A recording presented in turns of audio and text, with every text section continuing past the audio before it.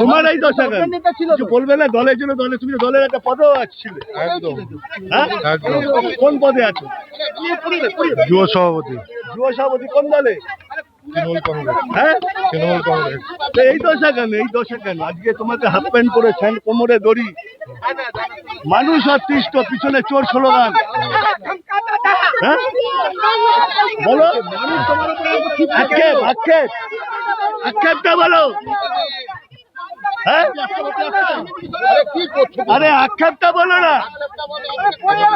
হ্যাঁ, দলের কর্মীরা কোথায়? তোমার দলের যারা নেতা তারা কোথায়?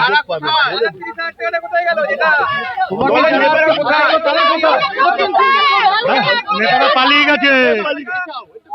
শুনুন, যারা যারা যারা যারা তৃণমূল কংগ্রেসের যারা নেতা তারা পালিয়ে গেছে।